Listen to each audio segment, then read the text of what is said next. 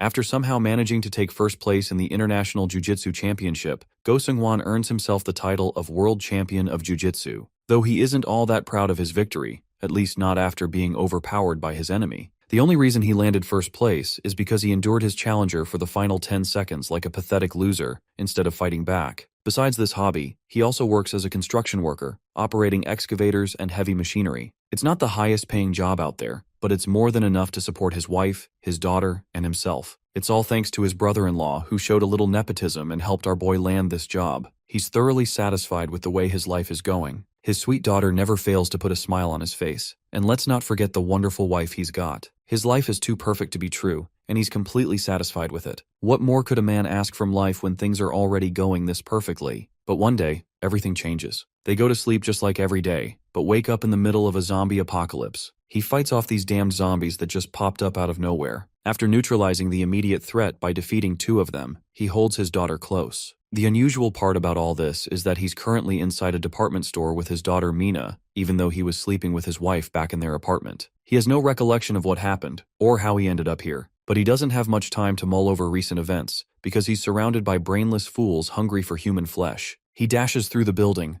zombies chasing right behind him. The exit door is right in front of him, and after getting through, he immediately slams it shut. He locks the door and then drags a huge-ass couch in front of it. To ease their tense minds a bit, they spot a soldier sitting there, armed with a big rifle. As they get acquainted, Seung-hwan explains his situation, how he has no memory of the events that led to this zombie apocalypse. The soldier summarizes things for him, explaining that almost 80% of humanity has turned into flesh-eating monsters. Seung-hwan insists the soldier let him borrow a transmission device. He's sick with worry about his wife and wants to contact her. Well, it's not like the soldier can just use his phone to call anyone. He needs satellite communication equipment, which is why they've got to head up to the top floor. It's the only way they'll be able to reach the military base. Seung-hwan requests the soldier to let him use the satellite communication device just once, so he can be reassured about his wife's well-being. The soldier agrees, but not before making our boy beg for it on purpose. When they reach the rooftop, Seung-hwan puts his ear against the gate to check for any zombie presence on the other side. The soldier, however, isn't afraid. Even if there are zombies, he's got a goddamn AK-47. He insists Seung-hwan open the door, pointing out his injured leg which limits his mobility. While our boy falls for this dickhead's words, the little girl can sense something's off. This stinky soldier doesn't seem trustworthy. But her father tells her to hide behind the soldier anyway, despite her protests. He then cracks the door open slightly and peeks through it, only to find a full-blown squad of zombies having a rooftop party. That snake of a soldier finally reveals his true intentions by fatally shooting our dude in the stomach. The bastard has the audacity to smirk after shooting an unarmed civilian like that. Seung-hwan lunges at him before he can take a second shot.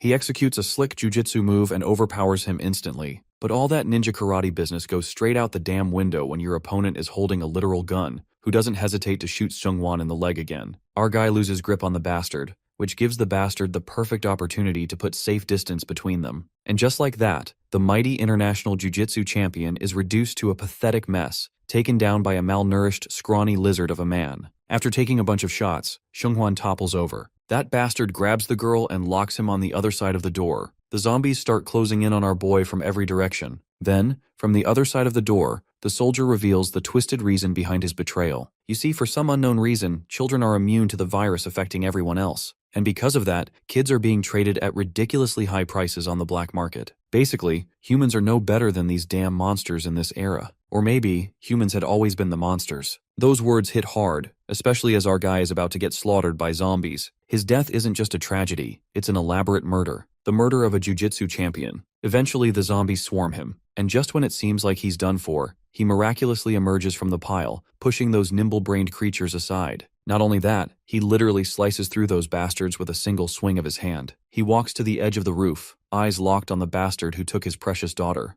Something about him has changed forever. Possessing Kaneki's Kakugan eye from Tokyo Ghoul, this man stares down at the freak who kidnapped his daughter. The moment Seung-hwan spots his beloved daughter, he gets rid of all his human limitations by stepping over the ledge. Like a father who would do anything for their daughter, he leaps from above. The soldiers below are confused, unable to comprehend if the falling objects up ahead are the infected or not. The creepy fuck is shocked, while his friend talks about how it's strange to see an infected creature to try and kill themselves. Little do they know, it's not a bird or a plane. It's man. Seung-hwan drills his arms into the nearby walls, stopping his momentum as much as he physically can with his inhuman strength. Despite having tried his absolute best, the fall is heavy and makes for a loud crash. For once, I'm just glad to see that there's a hint of physics in a story. Anyway, with a fall like that, the creepy soldier as well as the ugly infected are all starting to think that the infected wouldn't have survived that. But only a moment later, their faces turn to shock. Hilariously, if you guys can see in the background, the other soldier is getting chomped by the zombie and he still doesn't care. Let's turn to the reason for their attention and astonishment. It's our boy, running at an immense speed while roaring for his daughter's name. The second the creepy scumbag hears him, he realizes he absolutely fudged up with the wrong dad.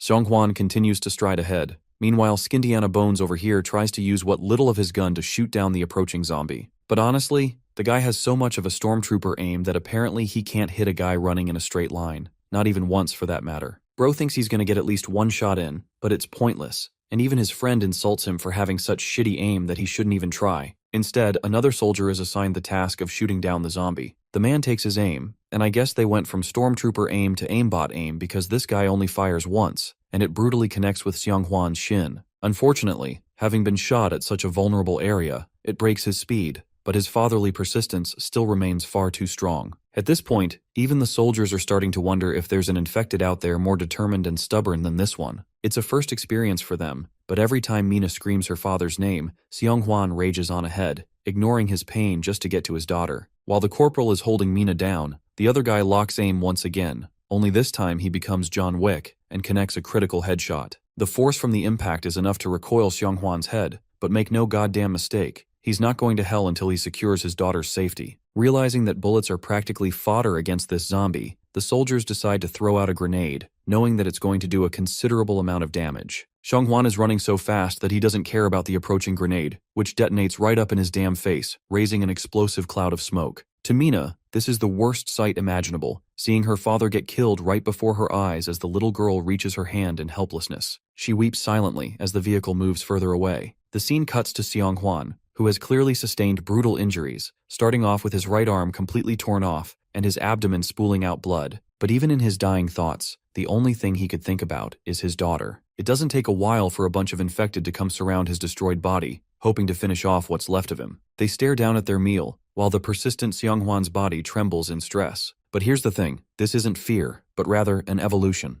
Remember that lost arm? Our boy's body simply gives him a fresh one, right after losing the old. Bro ended up getting Piccolo's Namekian regeneration from Dragon Ball Z. The infected are shocked to see his recovering state, while Seonghwan clutches onto his fist. The scene cuts to a sweet moment between the loving father and his daughter, remembering that he promised Mina he would play with her. Even his daughter knew that her father never went back on his word. The sweet dream sequence ends as Seonghwan regains consciousness. His body is spotless, as if nothing even happened to him. He quivers in confusion, questioning what happened, staring down at his arms which appear fully healed. Then he turns to the man right next to him, who questions if Seonghwan's back to normal. This man understands that our boy suffered immense pain at the hands of the humans, which is why he brought him back to his place to help him recover. Though the man appears to be infected, he seems to have the ability to talk, and even promises Seonghwan that he doesn't have anything to worry about. They're actually on a raft, and the man is waiting to catch some fish, even inviting our boy to do the same. But of course, Seonghwan is hesitant and suspicious, grabbing the infected zombie's clothes. The old dude takes it as a sign of aggression and thinks that maybe Seonghwan has lost his mind to attack him.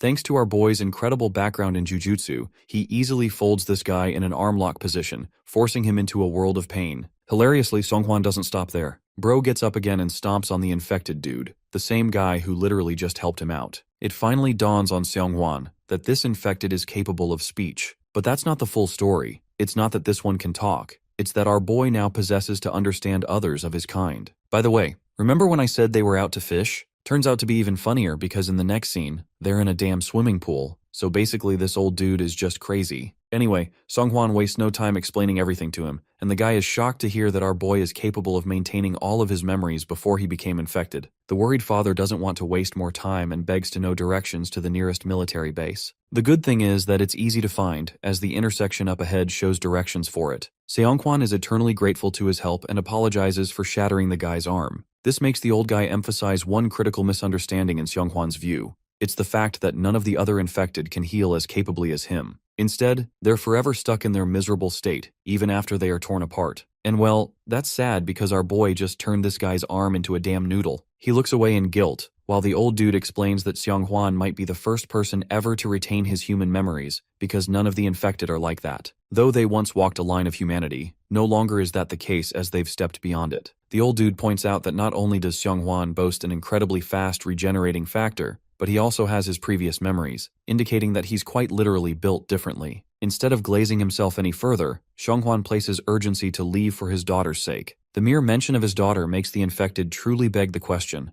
is Xianghwan really even an infected? After all, if he is a human, that makes it hard to trust him, because the infected naturally fear them to be a threat. The old dude can't help him out simply because he doesn't want to kill more of his own kind. In other words, the other infected. However, the fact that Xianghwan literally attempted to beat his ass shows one thing to him. It's that our boy is more of a human than he is a zombie. Realizing that he's all on his own for this one, Xianghwan sits down and requests the way across. But the old man makes one final offer, tempting the guy to forget about his daughter's safety and just live out his days with the rest. Without a hesitation, the man rejects such an offer. Once again, the old dude analyzes that Xianghwan's human empathy and need for his daughter can be the cause of his own undoing and could result in the destruction of the infected. Unfortunately, his answer doesn't please the old man, who deems him far too much of a threat and declares that Xianghwan must be killed immediately. But our boy is quick on the draw, believing it's pointless to argue as he leaps into the water, believing he can swim his way across. But here's the problem. The moment he emerges from the water, bro is stunned. All this time, the water was full of the other infected, waiting to make their move.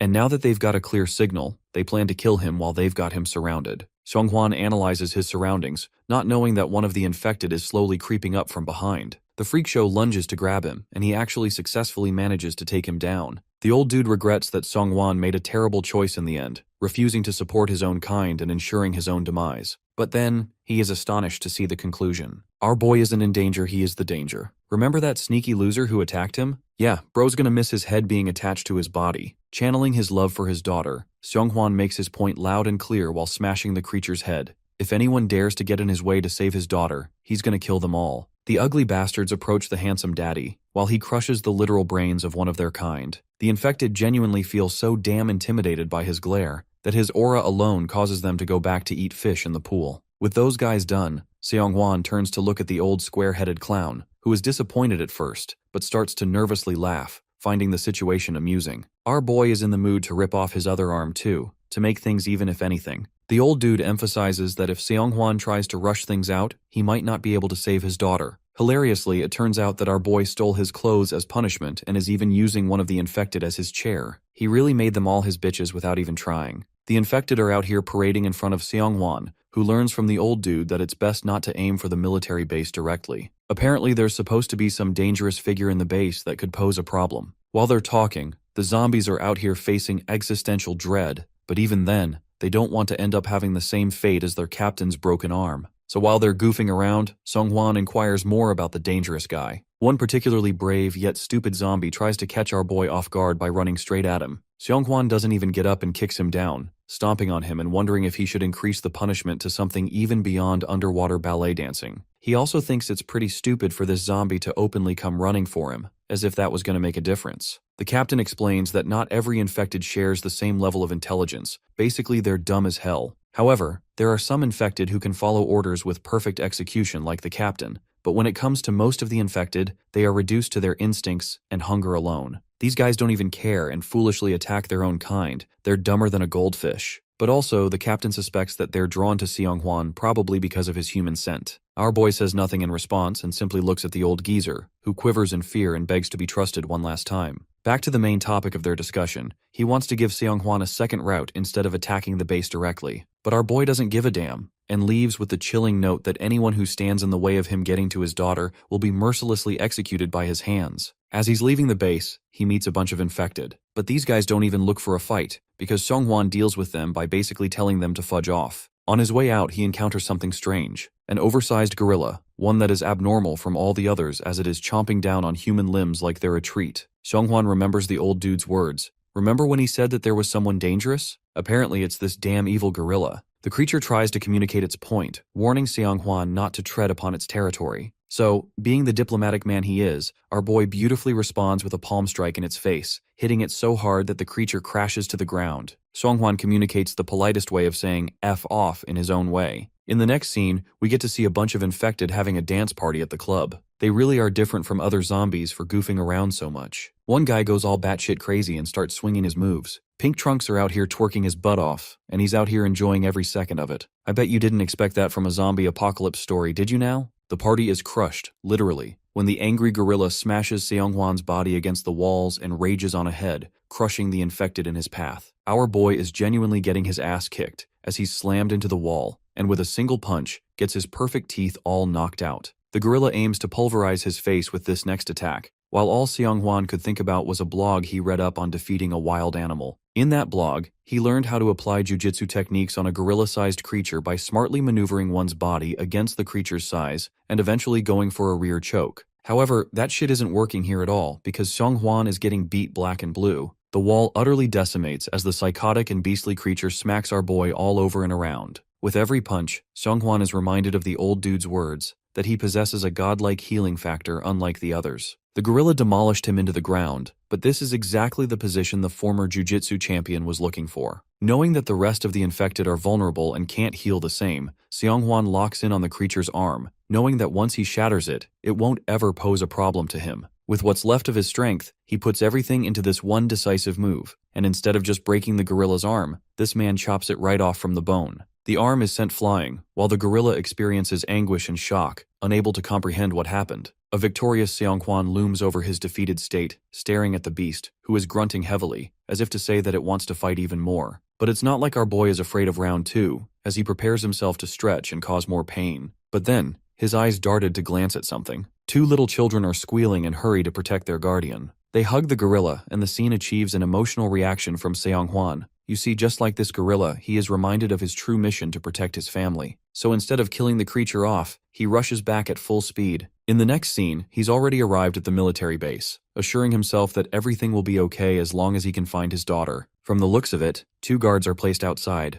and it's plausible for one to be inside. This means that the smarter approach would be to climb his way undetected. So our creative jujitsu master chucks an infected creature at the top of the barbed wire, and by using his body as an anchor, Bro casually makes his way in unharmed. The soldiers start to look around for the noise, and while they're distracted to find the infected on the wire, it gives our boy the opportunity to go for a sneaky chokehold, threatening to end the man's life if he doesn't reveal information about Lee Byung-ho. The guy is choking out, refusing to give in and attempting to fire his gun. At first, Seonghwan reminds him that the gun will never reach him, but the soldier fires anyway, which is a big problem since the gunshots might attract the other soldier's attention. Letting him go, Seonghwan awaits his response. The stubborn soldier curses our boy out, but the only thing that's racing through the father's mind right now is the beloved sight of his beautiful daughter, as well as his gorgeous wife. Well, like I said, the gunshot noise attracts the soldiers and they quickly gang up on the infected to seize him at once. But what they don't realize is that at this moment, Seonghwan's blood boils in fury. He directs his anger towards the scumbags who took away the 2 people he loves most, while these soldiers quiver in fear. With insane speed, Seonghwan is able to grab one of them from the group and smashes his face against the floor. He tightens his grip so hard around the guy's neck that his eyes are about to pop out. But I guess this is just the average wet dream for the fangirls who follow hot male leads. Can't say the same for this soldier though. Bro's having it rough as a demon stares him down, demands his daughter to be freed at once. With the soldier pinned down, Seonghwan roars for his daughter's name. During this moment, one of the soldiers quickly creeps up to hold him at gunpoint, questioning why the man is recklessly trying to look for his daughter here of all places. Our boy gets up nicely, explaining how the man he just downed kidnapped his daughter and brought her all the way here. Naturally, he's here to retrieve what he lost. From the look of his right eye, the soldier concerningly asks if Seonghwan is even human anymore. To that, our boy is reminded of the same question the old captain of the infected asked him. Just what is he if not one or the other? Well, Seonghwan no longer cares about an answer, and simply upholds his demands to retrieve his daughter. Once again, the soldier holds distrust, and doesn't really have a reason to believe in the man's words. With his temper flaring up, Seonghwan recalls the grueling last words of the creepy scumbag who threatened to sell his daughter for cash. But to the captain, none of this makes any sense as he stands baffled. The creepy scumbag is shaking in fear, while Seonghwan adds proof to his words by requesting the captain to check for his dog tag. It's not there specifically because he took it during their fight. Anyway, the soldier frantically gets up to get on his commander's sweet spot, reminding their leader that this man attacked their base and infiltrated it. Quickly rushing to grab his gun, the loser tries to shoot his weapon, only to realize that his gun won't shoot. The commander grabs his weapon away from him, disappointed that a sergeant of all people is helpless when it comes to dealing with his own weapon. The dude was trying to fire without even noticing the gun safety trigger being on. Not just that, The very fact that this reckless idiot tried to open fire in a field full of his own allies shows his stupidity. Meanwhile, a private soldier quickly issues a report to the commander, expressing their confirmation about Lee Byung-ho's situation. They saw him return with a small girl earlier, something that Xianghwan confirms right away, begging to see his daughter as he lets his emotions get the better of him. The soldier ushers him to calm down, explaining that the fraudster sergeant falsely reported that he was going to take the girl to her family. Hearing this, Xianghwan roars in denial, informing the soldiers that he is the father. The soldier offers a solution, believing that going with the sergeant would be wise as he'll take him back to his daughter. But then, Lee Byung-ho completely goes ballistic and orders his soldiers to kill the man at once. Turning his attention back to the scumbag, Xianghwan prepares himself to tear him apart. The commander interjects and reminds him that they're trying to help him out by listening to him, because if he doesn't cooperate with them, he'll only delay reuniting with his daughter. Also, the commander is starting to get a good grasp of the situation and realizes what must be done. At once, he calls forth for the men who followed the sergeant in their operation for the day. The two soldiers who stepped forward quickly testify that Suman's words are true, and they discover and rescue a girl from the store, not knowing the background of what happened. Not even the commander came to know of this report, as apparently, the lousy sergeant wanted to handle this matter all on his own, without bringing the girl back to base. But that's not all. It appears that the sergeant has done the same multiple times without lending a word of it back to base. Hearing this, the disgusting pile of filth acts like he's doing his job by being proactive about the situation. However, the commander quickly humbles him by asking why he refused to report anything back to base. The sergeant fully combusts in his emotions, this time acting like Suman is scheming to accuse his superior. While he's bitching about, Xianghwan does everyone a favor by chucking his fist in his damn mouth, launching him to the ground and ending his yapping streak. With the guy completely knocked out, the scene cuts to our boy getting a full body strip check. Looking beefy as hell, the soldier admires Xianghwan's unique composition for not even having a single wound. The soldier apologizes for going to this extent, but explains that they have no choice but to conduct full body checks to ensure there aren't any bites. Xianghwan is also handed an eye patch to cover his strange eye for the time being. Even though he rejects it at first, stating that his eye is fully functional, the soldier expresses that if he reveals the eye to everyone, then people might jump to attack him. It's surprising already that no one has done that to him. Understanding where this is headed, our boy accepts it and continues his walk with the soldier. He learns that the search operation for his daughter is soon to begin right after Lee Byung-ho faces trial. Though our boy is suspicious of Suman for being involved with the sergeant, he thinks saving his daughter is more of a pressing matter right now. Right as he's asking about the details of the trail, the both of them hear gunshot noises and quickly stand down from the windows. Suman learns that apparently Lee Byung-ho has gone crazy and he's tossing out grenades to kill everyone. This is strange because the sergeant should be knocked out in the infirmary. But then it clicks. Suman spots a vehicle racing at full speed to exit the base. Our boy wastes no time and crashes out of the window, sticking his landing as he spots the sergeant making his escape. With the fastest speed he possibly can, Xianghwan chases the man, knowing that this time he cannot fail to lose his daughter. One of the soldiers quickly caught up to him thanks to their bike. Suman assures the guy to stay back at base, but instead of listening to his command, our boy hops onto his bike, begging Suman to step on the gas pedal without looking back. Suman emphasizes that the bike will slow down with two people, but Xianghwan is hell-bent on involving himself on this mission. The radio transmission pops up for an official statement from the commander. Suman expresses the situation going on and how he's in hot pursuit of Lee Byung-ho. Right as the commander is issuing an order, the transmission starts cutting out. The signals turn into static, while Suman heeds his instruction and goes on full pursuit to stop the sergeant. Growing closer and closer, Suman asks Xianghwan to shoot the car tires using the rifle on his back. Taking aim at once, our boy locks down his shot. Unfortunately, he misses the first shot due to his inexperience, but he assures Suman that he won't miss a second time. Instead of listening to Xianghwan's command, the private soldier stops the bike and quickly takes aim to shoot down the car himself. Unfortunately, even he misses the car tires, and he stubbornly refuses to give Xianghwan a chance to shoot. At last, the soldier connects his first shot with the vehicle's tire, causing it to skid around the turn. Thanks to this, they mount back onto the bike for an active pursuit, taking a sharp left to follow the general. But right as they're about to chase him, it appears that the piece of filth is already there waiting for them with a grenade in hand. This guy chucks the grenade, but Suman's godlike aim manages to pierce it midair, stopping their demise. With the sergeant out of options, he is pathetically helpless, as our boy attempts to lunge on top of him for a finishing blow. But in a surprising plot twist, a van hits this guy with 1% of Truck Kun's powers, delaying the sergeant's doom once again. The bandits come out of the car to save the filthy sergeant. Apparently these are the ones that are involved with the scandal involving the children. Unfortunately, Suman fully understands that there are far too many of them for them to take on alone. He considers his strategy. He could potentially fire warning shots and wait for reinforcements, or just prioritize his own action. The soldier grapples with reality, knowing that reinforcements won't come, and that Seonghwan must have sustained a serious injury just now. His best chance right now is to fire down the tires of the van and then find a place to hide. So he does exactly that, waiting behind his bike for the right opportunity. His plan is perfect in theory, except he forgot about one critical factor: the zombies. Having made so much noise, Bro has attracted a large bunch of these guys right up in his damn face. The scene issues a quick flashback to the time where the soldiers were being briefed about the vulnerable spots of the infected. Handling the hordes of zombies is no joke, so they needed to be smart about dealing damage to the brain. Hitting them there will prevent movement, and if the person can successfully destroy the nerves in the cervical spine, that will kill the infected completely. However, the only way to escape a horde of these zombies is none other than a suicide attempt via the grenade. That's how despairing the situation has become for the loyal soldier. Clutching onto his grenade, Sumin trembles, while still maintaining his courageous act. He wants to time the explosion right when the zombies are most gathered around him, hoping that Seonghwan can deal with the reason.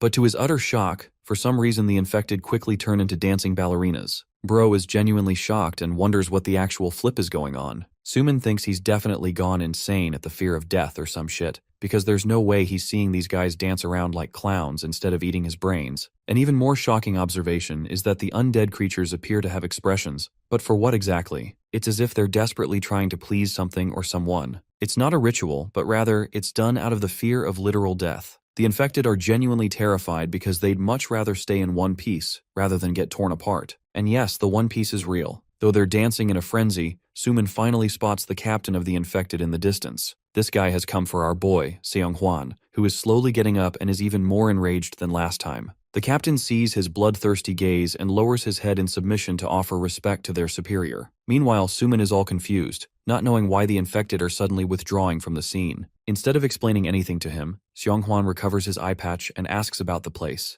The soldier is starting to wonder if this guy has lost his memory or some crap, so he gives a rundown of what happened with Lee Byung-ho. Apparently, this revelation causes a ringing sense of agony in Seonghwan's mind. All of his memories come flooding right back as he recalls chasing the lunatic down. They were so damn close to catching him too. Sumin, on the other hand, spots a figure in the distance. But it's not an infected, but rather a woman and supposedly her daughter, begging to be saved. Fast-forwarding ahead, Seonghwan learns from the woman that they were attacked by a horde of infected. They're begging to be taken to a safe shelter. But of course, our boy can't simply do that because of his own mission. The woman pleads, pointing out that she and the child won't be able to survive. Coming to terms with the situation, our boy places their needs above his own and instructs Sumin to take back both of them to shelter while he's going to go on alone to find his daughter. It's a dangerous plan because even Sumin understands that it's not going to be an easy task. For that reason, Seonghwan requests to know everything about the van he saw so that he can track it down. Sumin talks about the exact details of the model and highlights that all the men were wearing centipede tattoos. Again, he highlights the dangers of traveling alone. Suddenly, the woman speaks up and asks if those same men captured his daughter. When Seonghwan confirms the fact, she dreadfully reveals that her very own child was also kidnapped by the same people. Realizing that she might have some clues, he asks for any information that could help track them down.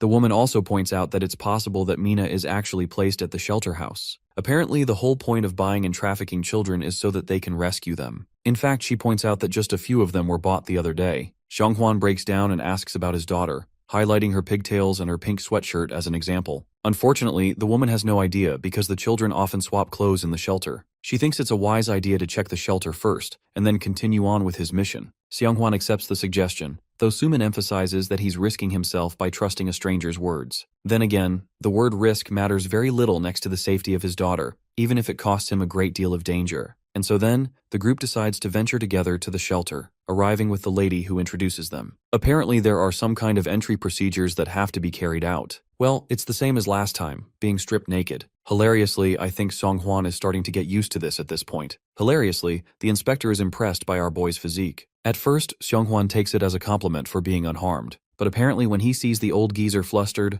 Bro is fucking devastated. He realizes that this old man is actually impressed about his 16 inches of venom. Anyway, the inspector wants to take off the eye patch from Seonghwan's face, but our boy grabs his hand, believing that they've done their part of following instructions. Unfortunately, this could become a real issue in Sumin's view, because if he reveals his eye, there will be suspicion. Seonghwan argues that he's already been strip-checked, so there shouldn't be any more doubts. The guy is so crazy that he puts a gun on Sumin's head, stubbornly making his point to check the eye patch no matter what. But the old fart forgot that he's dealing with two young men, especially when one of them is a jujitsu master. Xianghwan dismantles his ass to the ground, putting him in a position where he can no longer threaten anyone. The old geezer is at a loss for words and wonders what's going on. Xianghwan expresses that he is only reacting generously to being held at gunpoint. In fact, if he didn't cushion the fall there at the end, his skull would have been cracked. While this altercation is happening, the rest of the followers come out to seize the attackers. The old man emphasizes that there won't be any trouble so long as Xianghwan takes off his eye patch. His men threaten to shoot Xianghwan's ass if he doesn't comply, once again reminding him that the only way out of this mess is to take off his eye patch. Now that 3 old men are staring him down with a shotgun in hand, Xianghwan fully understands that he could make the best use of his godlike regeneration to subdue them all. But the problem is, then he'll be exposed as an infected person, and he doesn't want that. So he waits, nervous for a miracle. At last, the miracle arrives in the form of the woman who brought them here. She reminds the old geezers that this man saved her life. The captain of the old geezers is adamant on the blindfold exposure. In the end, our boy decides to concede and takes it off, but with a twist. You see, he does take it off, but he doesn't open his eyes, claiming that he lost it in an accident. Now that's smart as hell, and he even acts like it's his insecurity, which is why he defended it so harshly. The old geezer is disappointed because all of this could have been avoided if he said so from the start. In any case, Xianghwan just wants to see Mina, but the old geezer is pissed off and expresses that the children are sleeping and shouldn't be disturbed. With him gone, the lady apologizes on his behalf, explaining that the old man is a stubborn hard-ass and likes to do things his own way. Well, Xianghwan understands that he clearly could have managed that situation better too. Following their instructions, he intends to wait until the morning to check the shelter. In the next scene, both Suman and our boy are placed in their room. The soldier recommends sharing a watch duty every 2 hours, believing that it's unwise to trust strangers. It would be of their benefit to be cautious just in case.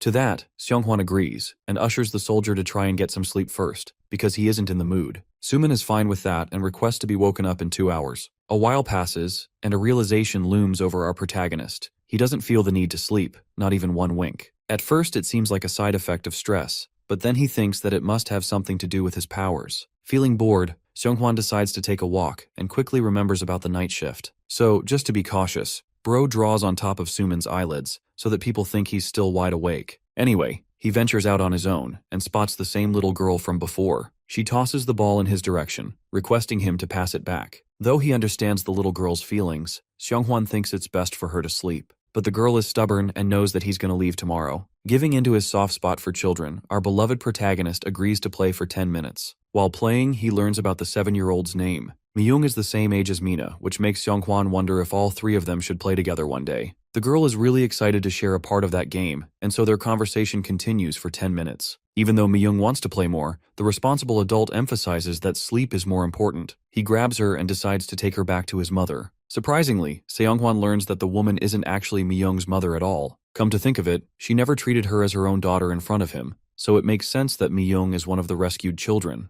The poor girl pleads with Xianghwan for a chance to sleep with him. Seeing him reminds her of her own father, and she wants to share that love. Her words are gut-wrenching and bring back a flush of memories in Xianghwan's mind. Remember the night they slept together? Mina was messing around and said the same exact words. She was going to be an elementary student soon, and yet she still wanted to sleep next to her father. Her adorable and loving face reminds Xianghwan of her so bad that he agrees with Myung's request, because in the next scene, both of them appear sleeping in his bed. The following morning, it's breakfast time. The food is generous and the lady is responsible for serving it. Suman learns that these guys grow vegetables of their own, and even gather some resources from the mountains. It's thanks to the elderly that they've come this far. In fact, this entire group is mostly old people. The worrisome part is what they'll do in a situation of crisis, because they're so fragile. Sitting down to eat their meal, the soldier reveals that there's going to be a head count soon, and it's likely that they'll find Mina among the group. Xianghwan is filled with hope and agrees with the same. Right as he's about to thank Suman for all of his efforts, a tragedy occurs. Suman's face drops on the table as his bowl lays wasted on the ground.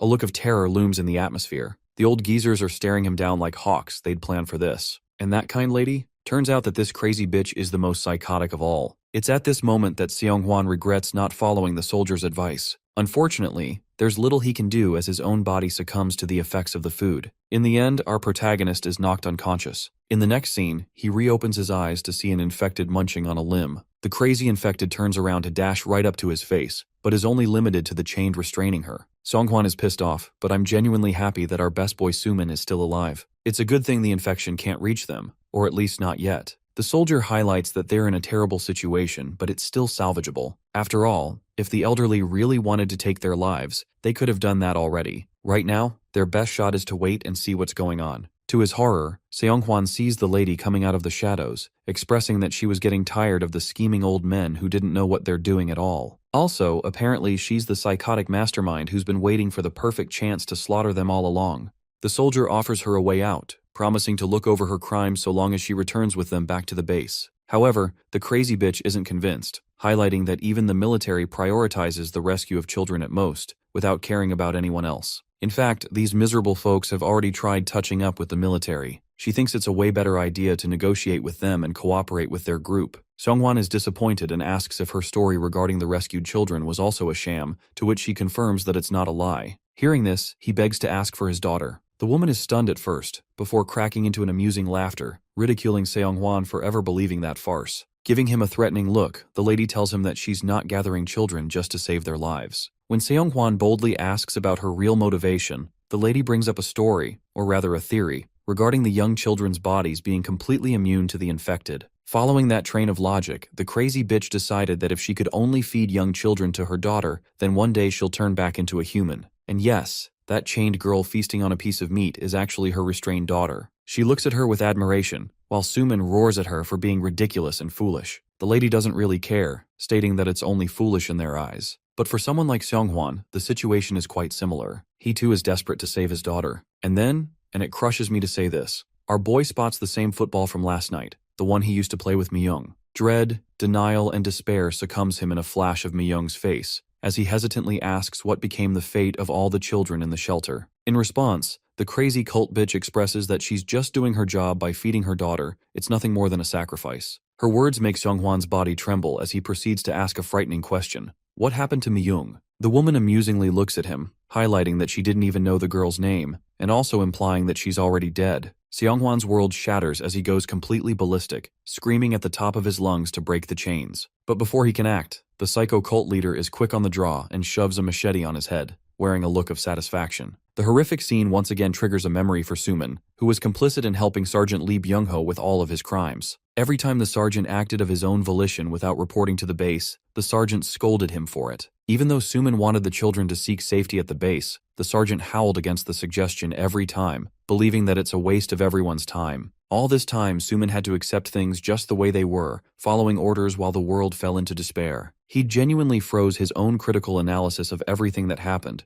but it's almost like the same happened for his comrades. Every single one of them stopped thinking and simply followed orders. That is until the day arrived where Seonghwan infiltrated the base, raging in his quest to look for his lost daughter. At the time, the soldier felt that he needed to break free of this cycle of being a cog in a large machine. He didn't want to stay quiet and wanted to be just about the situation. That's why he testified on behalf of Seonghwan and supported his cause in front of the commander. In this manner, the soldier thought that maybe after redeeming himself with his actions, he can finally find atonement for all of the things he blindly let happen. But in the end, this woman got the better of them and fooled them like a fiddle. The situation has truly turned into a disaster for him. By the way, at this point, she's already brought him outside and even offers Suman a chance to stay at the shelter, so long as he follows her orders. But all he could think about was his mistakes. The hypocrisy of having warned Seonghwan dozens of times to not trust a stranger, only to fall into a trap of eating food from them. The realization reduces him to complete dread, and he feels incredible guilt for his actions. As he begins to cry, the woman is shocked. To ridicule him even more, she brings an entire audience to laugh at him while he's pitifully crying. Suman has already lost his mind, and continues to apologize for his endless mistakes, while the cult leader takes great joy in his pathetic state. She smacks him around, reminding the guy to keep up with his previous tough act of a soldier. When she's done with him, she lets her old bastard stomp on him. But in the state he's in,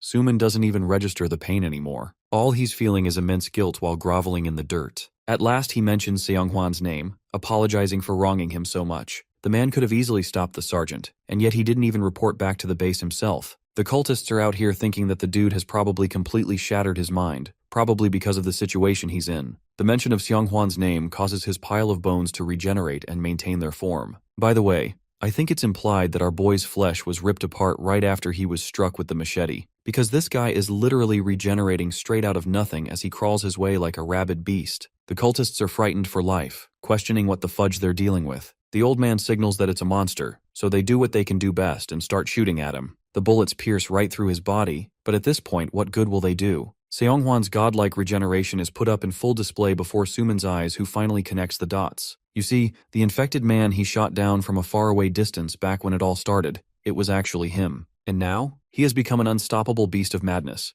ready to kill anyone in his way so that he can save his daughter. But first, he's going to slaughter every single one of them.